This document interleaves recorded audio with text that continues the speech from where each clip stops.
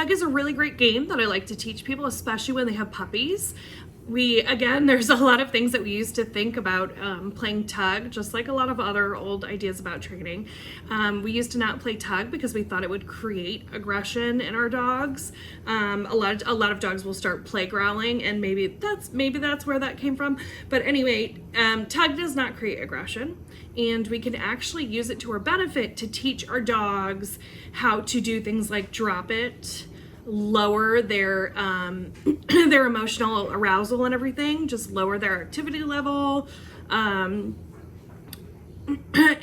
we can also teach them to take things we want them to take by using tug. So I'm going to do my best to demonstrate it. My dogs, neither of them are tug dogs, unfortunately. We got them as older dogs and they just never really took to it. So you're gonna take your tug toy right there. This is a piece of fleece. I really like fleece. It's soft, it's stretchy. I usually tie knots or some kind of braids in it. That usually helps.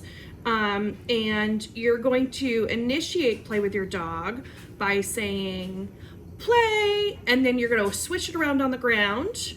And kind of think like a snake, how a snake would move on the ground. This is usually the best way to get dogs interested in the tug toy, is to swish it around on the ground.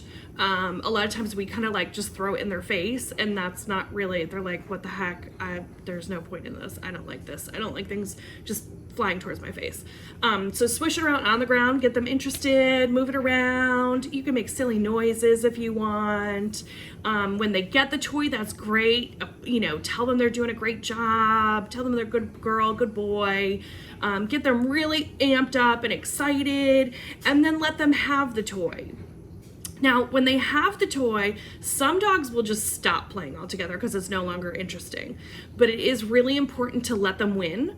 We don't want to create unnecessary conflict. This might be one of those reasons that people used to think that tug created aggression, is that if your dog is getting really frustrated by never getting the thing, that can create a little bit of tension and stuff, and we don't want to do that. So let your dog have the tug toy, tell them they're a good boy or a good girl, and if they're sitting there and they're chewing on it or they're running around with it, tell them they're really good. And then while they're doing that, while they're interested, I want you to very sneakily reach in your pocket or your treat bag or on the counter to your bowl of treats and grab a couple treats or kibble, and then I want you to reach and put the kibble right in front of your dog's nose and say, drop it. And then give them the kibble as soon as they open their mouths. And as they are eating the kibble out of your hand, you're going to scoop up this tug toy and hold it up by your side.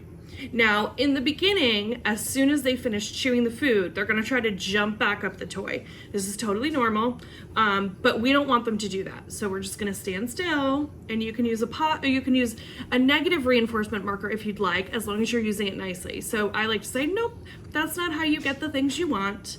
I don't yell no or get down or push them away. I just wait for it.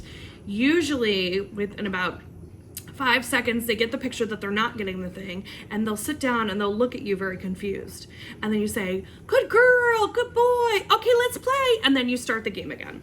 So the reason we do this is that we traded the toy. We're working on drop it. We're trading the toy for something better and teaching them to drop the toy and give it to us, and we will give them something better. And then as we hold it, we're teaching them that they need to lower their arousal level. They need to calm down. It's no longer playtime right now. I am holding the toy, and it is not for you at this moment. And then when they calm down, that's how they initiate play again. So instead of asking to play by jumping and biting at us and jumping and biting at the toy, they're learning that the way to start playtime again is to sit calmly and look up at us. And then we say, good job, let's play, and we start it again. So then you go through the whole thing again. You sit there and you do, if you're doing the play, you let them win, you let them have it, you get your food, and you do your trade again. So, and then after you do the trade, you're holding up. So this whole process, you are doing a lot of really great stuff. You are being directly involved with your dog and building a play relationship, which is wonderful. You are being really interesting to your dog, which is super wonderful and interesting. And that's going to help you in other places too. When your dog thinks that you're interesting, they're going to listen to you more. So develop that relationship. So that's part of the tug. You're teaching them that it's okay to win, and also that they don't need to run away with the thing, because you're going to give them something better in a minute. So that's definitely working on some of that resource guarding stuff. And then we're also teaching a drop it right there, because we're taking that food, we're holding it in front of their mouths, and then as soon as they drop it, we say yes and give them the food. So you want to mark that as soon as they drop the food. And then you're going to hold the tug toy. So we're still moving through this. There's still more. So you're holding the tug toy up in the air. You're waiting for them to settle down. And then when they settle down, you mark it again with a verbal yes, or a good girl, good boy. And then you go back to playing again. Make sure that when you go back to play, you say playtime or play or something like that, so that way they know that, yes, this is the time to play again. It would be really confusing if we just didn't give them any clues to what was going on, and we were just like, nope, it's not playtime. Okay, now it is playtime. Nope, now it's not. Now it is. That's just confusing, and it's got to be really frustrating. So make sure that you start putting in some markers there, like playtime. That's a really good one to do. So that way they're learning when you're holding the toy, it's time to stop.